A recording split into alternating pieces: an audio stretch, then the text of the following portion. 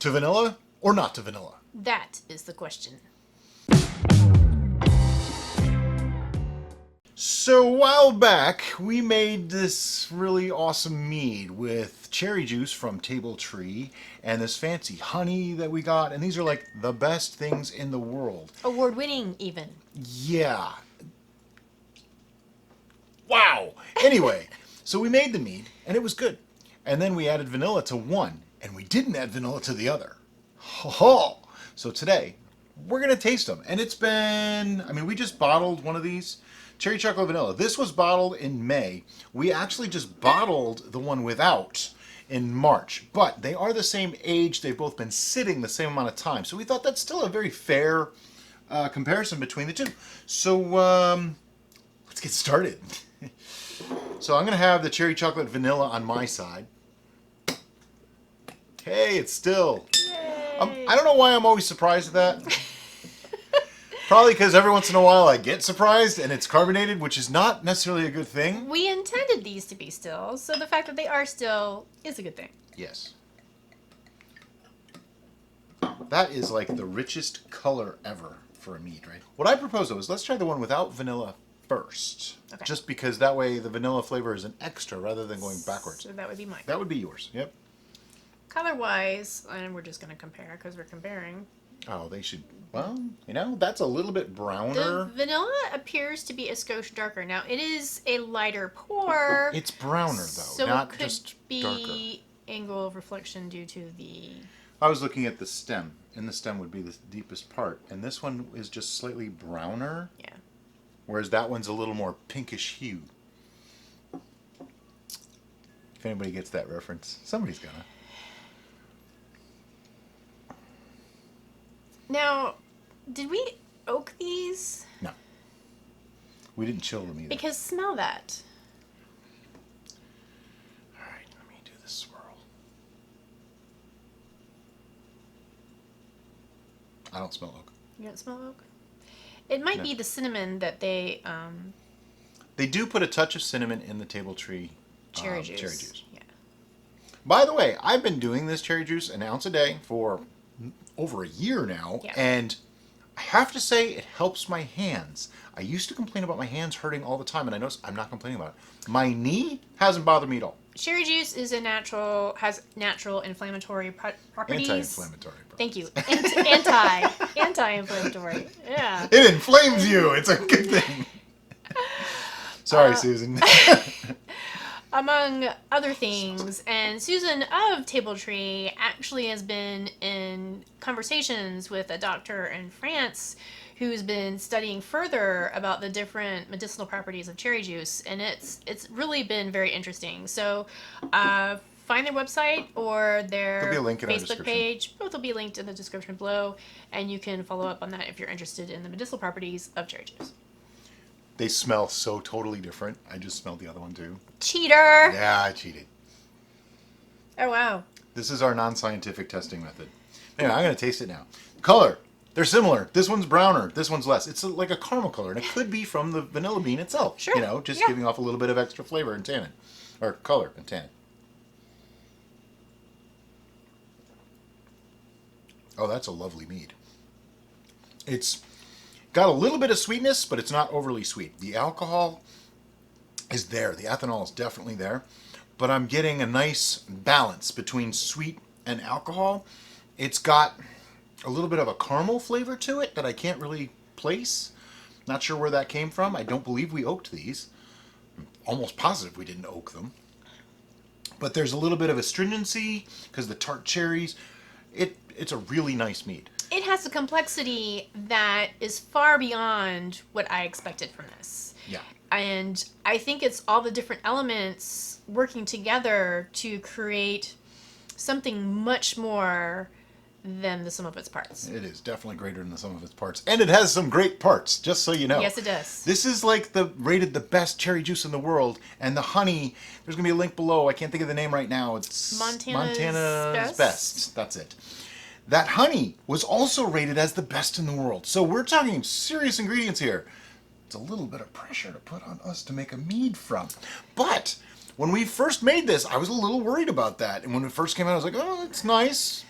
and I tried not to is say. really now nice. it's really good. And one of the reasons why we were inspired to do this taste test now that they've both aged now is because Gary and Susan made their own version, and they did a taste right when they made it, and then they put it away, and they did a recent test that they just posted on Facebook and shared. I believe Gary's words were, "There are no words, or words cannot describe." And or something Susan like did say that, oh my gosh, the time really did improve this beverage, so we were really excited to test our own. And I have to say, hands down, we are definitely sharing the same result. The age worked fabulous on this. that. Go ahead and try. He's making the face, but he's not saying anything because he wants to reserve judgment.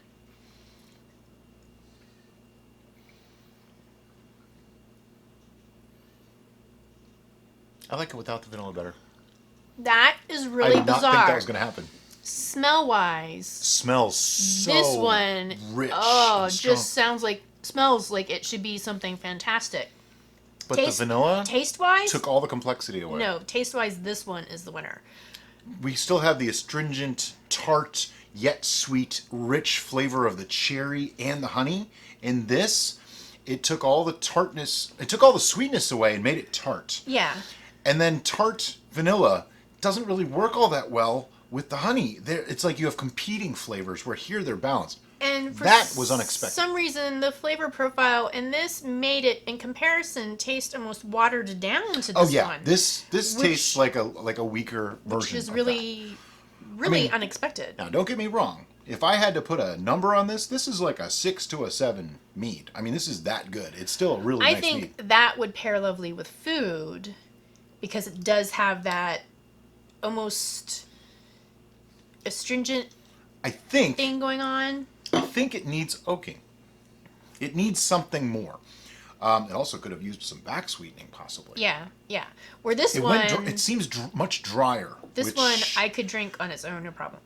do the tannins from the vanilla maybe make it feel that much drier? In Now- which case, oaking would be a bad thing. Recently, we have learned in our further I need more research science. on tannins and acids that when you use both tannins and acids in your brew, which is recommended, you want to lean heavy in one direction and light on the other.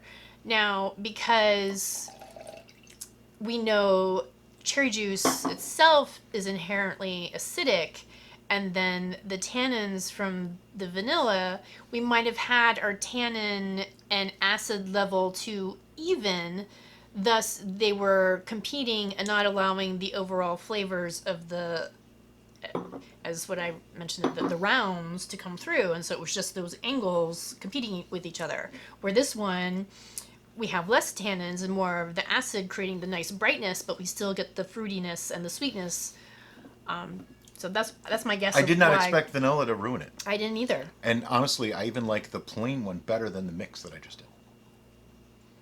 And that's like a 2 to 1. There's only like 1 part vanilla mead in this whole concoction. I think the original is superior. Yeah. The original, just this one, with no vanilla, is probably in the top 10 of meads that we've made in the last 2 years. Hands down. Top 5 even, possibly. Yeah. It's that good. It's an 8 to a 9 on my unofficial scale. It's that good. It ranks up there with my first capsicum ale that I ever made. It ranks up there with our ginger mead that we made. Just fantastic stuff. I think it's just as good, if not even better, than the black pepper, black currant wine. That's that a we made. wine, though. This is a mead. I know. We can I'm just compare talking them. about all the brews in Okay, general. where it ranks with that, I would say, yeah, it's right up there with it. That was it's one of my favorites. it's as nice as our sweet red wine, though much more complex. Yes. Making this Yes. a more interesting beverage. Yeah. Not necessarily better. See, it's hard to judge once you start getting that Sure. way, because the sweet red Sure. wine was meant to be just a really simple thing that's just good to drink. Whereas the black currant started adding some complexity. This is very complex. And what do we mean when we say complex? It means there's a lot of layers of flavors going on, and as you drink it, you get a different experience along the way. So when you first taste it, boom, I got astringent and tart right on the tip of the tongue immediately. Then that smoothly flowed into sweet. But And it that was- turned into like a rich mouthfeel, and then the finish was just lovely. I kept that sweetness and tartness going. Right. It was just awesome. But the sweetness was the more complex honey note sweetness rather than just a generic sweetness. Like if you think of just sugar sweetness, where it's like, oh, it's just candy sweet. This is more. I keep saying complex, but that's the only word I can think of. Where It's fruity sweet. Where it has the caramel notes and the richer, darker. Yeah, the caramel notes. Not really sure where they come from. By the way, that's just how I say caramel. You know who you are. Somebody made fun of the way I said it. We mispronounce things No, because we're I'm pronouncing it the way I pronounce it. human. I'm not even apologizing. That's just the way I say it. Deal with it. All right, so food pairings. Now that you've Anything. You can put this on vanilla ice cream. It would be amazing. Okay. Making This is cherries jubilee with this. Yeah, but honestly, this is a red meat wine without a doubt. You know, put this with any steak. Put this with like a lamb or venison or anything like that. Let me taste it again just to see. For science.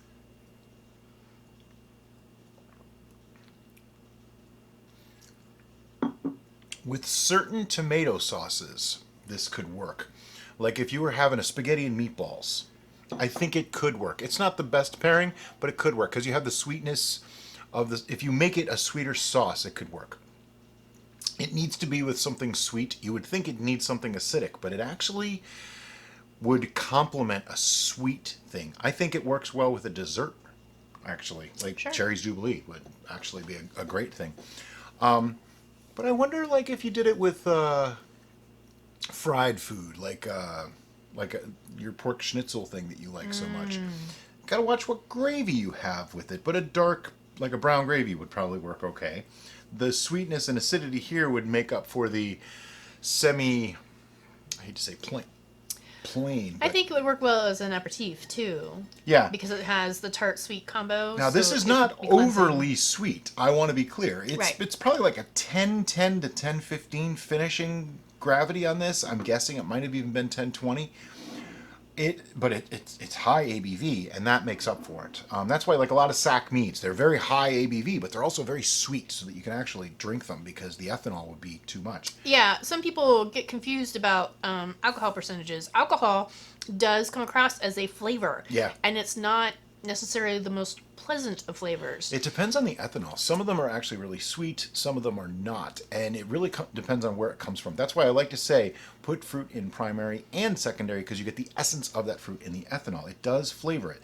It's not a pure ethanol at that point. That's the thing. There's congeners and there's things like that that are in there, and those are flavor enhancers when it comes to fermented beverages. I don't know what else we can say on this one other than they're both really good. This one's better. It just, hands down, the simpler version worked better, which is shocking to me. People said, oh, the vanilla's going to be great. The vanilla's going to be great. And it is great. If we didn't have this one, we'd be going, oh, yeah, this is awesome. It's perfectly good meat. But as soon as, wow, what a difference. I mean, it's kind of, there's a huge difference between them. It's not just a minor little thing. So that's where, hey, the way you treat it in secondary and conditioning and adding stuff can change your mead big time down the road. So thank you very much to Susan and Gary and everybody at Table Tree, and also thank you to Montana's Best Honey. All the links will be in the description below. And to you guys, as always, thanks for watching and have a great day. Bye-bye.